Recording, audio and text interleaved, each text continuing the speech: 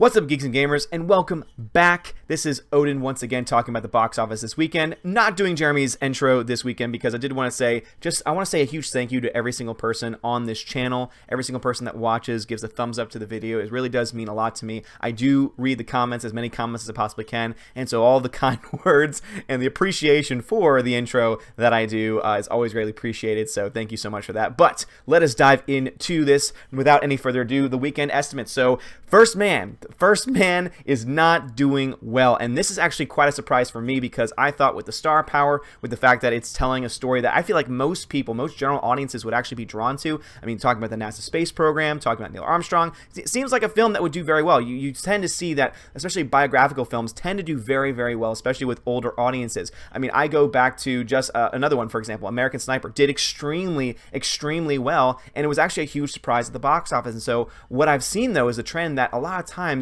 these type of biographical films tend to do very well, but for some reason First Man is not. Now there's many reasons why this could be the case. It could be because the film just isn't very good, I mean, which I don't think is completely true. Could be because of the controversy. Anyone who has been paying attention knows that there was a huge controversy because it came out that the American flag is nowhere in the film, and some people got very up in arms about that. I'm kind of mixed on it. I do have a problem with it if they did it on purpose, where it's like, no, we will not show the American flag because we do not want to promote America. I don't know if that's the reason why or not. I think that some people could assume that that is the reason why. So I do have a problem if that is the case. I do have a problem if they're doing it for those kind of political purposes.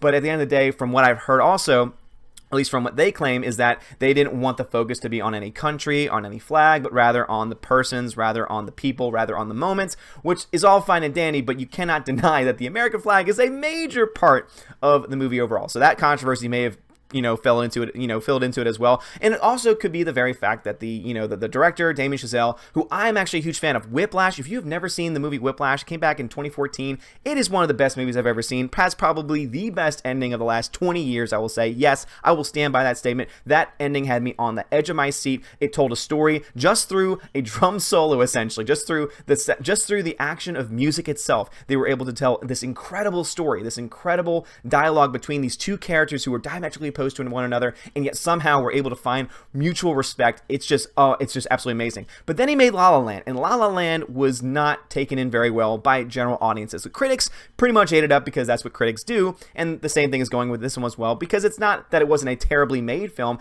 but it was just bland. It was one of those things where like, the music, the songs are very forgettable.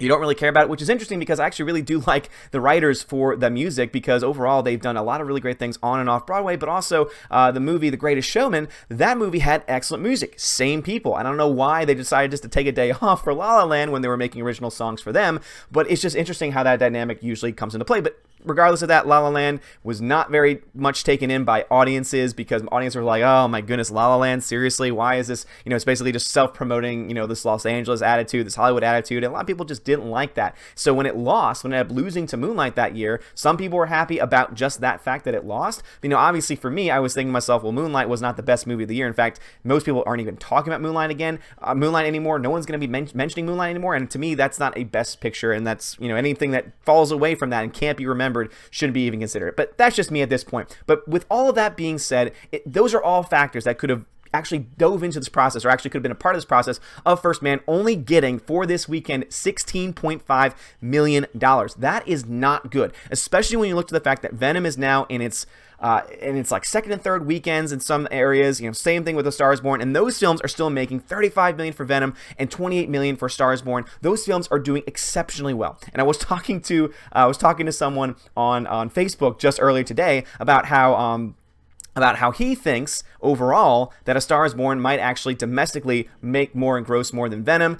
I think a lot still remains to be seen. I don't think that's totally crazy because, at least domestically speaking, I definitely think that makes a lot of sense because Venom is definitely slowing down. It's a 70% drop from the first weekend to this weekend, so it's definitely slowing down. Star Is Born has a lot more staying power. It's one of those things where it's a movie that I think a lot more people are going to be drawn to, but again, that's just my own thought on that. But let's actually dive into the numbers themselves. Either way, though, it does not look good, especially when you look to these Sunday estimates. When you look to the Sunday estimates, look what it says here. It says Venom, number 1 with 10 million, A Star Is Born with 7 million, Goosebumps 2 with 4.6 million. Nowhere on that list is First Man. That is terrible. That is awful for a brand new film to come out that way, and especially since I guarantee you that the budget for that film was probably, a decent amount. But Venom at this point is already at $378 million, which means that it is definitely, without any question of a doubt, already is going to be passing Solo: A Star Wars Story, which petered out at around $392 million. So I cannot wait for this film over this week, possibly by next weekend, to outpace Solo, because let's be honest, Solo was garbage. And also we look to the production budget, which means that it costs roughly, let's see, can we have $100 million for the production budget? The overall marketing is usually half of that, which means that the total cost of this film was only around $150 million, which actually for a big budget film is pretty reasonable. It's already made $378 million, gets 60% of that, boom, it's already made its money back and more than justified a sequel going forward, despite what the critics might say about it. Star is Born also doing very well. Now, of course, this is the number to look at. Look at the domestic total, $94 million.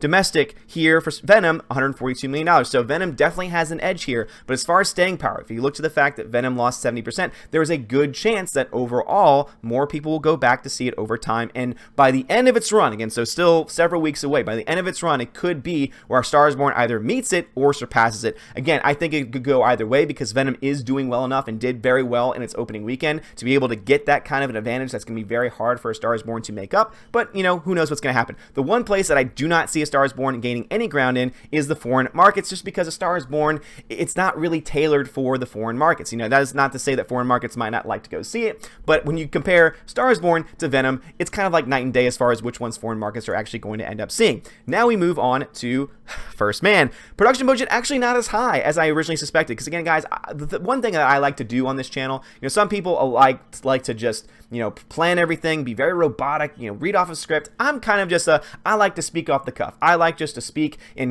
read what I have in front of me, give you instant reaction, because I feel like it's more authentic. I feel like instead of me preparing remarks and everything like that and just trying to say what you might want to hear, I'd rather just give you my honest opinion on these things. So $59 million, around $60 million budget, meaning that this film cost around $90 million to make. But worldwide, it's only made $25 million, which means, is it possible that this film can make its money back? I mean, it's definitely within the, it's still early. This is the opening weekend, but to have an opening weekend when you already have films that have opened that are outperforming you almost twice as much. Again, when you go back to this box office, again, First Man made $16 million.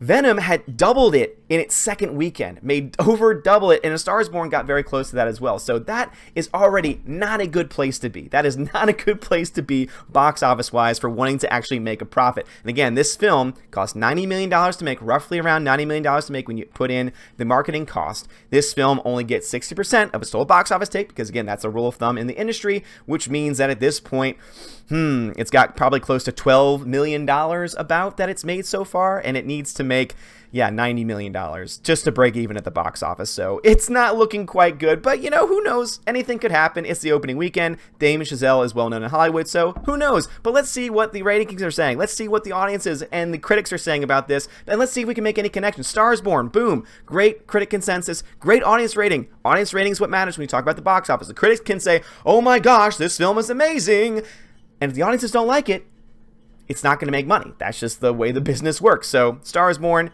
well liked in both fronts, making a decent amount of money, gonna make a profit, no doubt in my mind. Let's go to Venom next. Venom, we talked about this before, 30% from critics, 89% still high. So even after the opening weekend, even after this next week, we still have 26,000 user ratings, and this is an 89%. 89% of audiences like this film. Now, I have definitely heard both sides of this. I've heard people who hated the film, but I've heard a lot more people, at least people that I talked to on YouTube and also in my daily life, who overall liked the film, found it very entertaining, was able to, shove popcorn down their mouths, and that's what most audiences want. Most audiences don't want to be preached to by identity politics. Most people do not want to go see those films that are going to, essentially leave a bad taste in the mouth. They don't want to go see a film that's trying to make a political point about not leaving the flag inside the film. I mean, that's just the honest truth. People do not want to have, Hollywood preaching to them as far as what to believe. And so Venom is pretty much anything, as far as what I know about it, and as far as, I still haven't seen it yet. I know, guys, I still haven't seen it yet. I still need to see so many movies. I'm being a very bad movie reviewer, but you know what? At the end of the day,